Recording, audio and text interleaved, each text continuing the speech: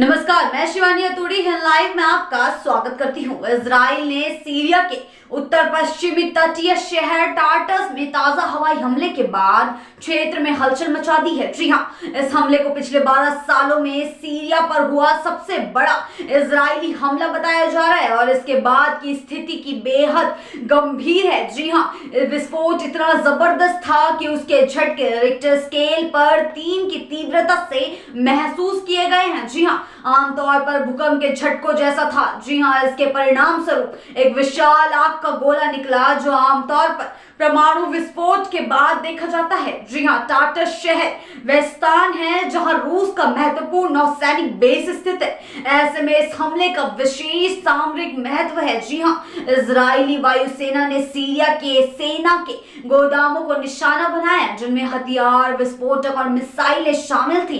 इस हमले का उद्देश्य सीरियाई सैन्य शक्ति को कमजोर करना और सीरिया के सैन्य ढांचे को तबाह करना था। इस हमले के बाद सीरिया की सेना को बेहद नुकसान हुआ है। इजराइल की सेना ने टार्टस के इलाके में स्थिर एयर डिफेंस यूनिट और सतह से सतह तक मार करने वाली सीरियाई मिसाइलों के गोदामों को नष्ट कर दिया है। जी हाँ, जिससे सीरियाई सेना को बड़े पैमाने पर नुकसान हुआ है।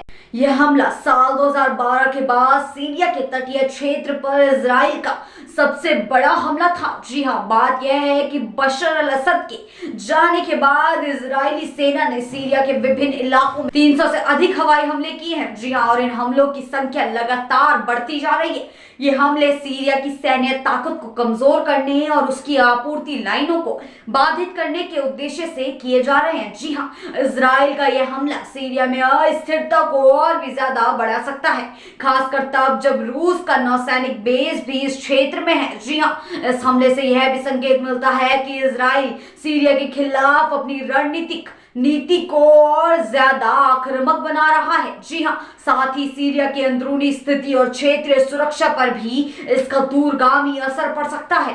टार्टस पर इजरायली हमले के बाद यह स्पष्ट है कि इजराइल सीरिया में अपनी सैन्य मौजूदगी और आपूर्ति ठिकानों को निशाना बना रहा ताकि उसे और उसके सहयोगियों को नुकसान पहुंचाया जा सके। सीरिया पर इजरायली वायुसेना का ताजा हमला केवल सैन्य दृष्टिकोण से ही नहीं बल्कि राजनीतिक और रणनीतिक दृष्टि से भी महत्वपूर्ण है। यह हमले सीरिया के सैन्य ढांचे को और अधिक कमजोर कर रहे हैं और एक नया संघर्ष क्षेत्रीय और वैश्विक ताकतों के बीच उत्पन्न कर सकते हैं। ऐसी ही खबरों के लिए बने रहिए हैं लाइव के साथ ही चैनल को सब्सक्राइब करना ना भूलें और हमारी फेसबुक वेबसाइट के साथ भी जरूर जुड़ें।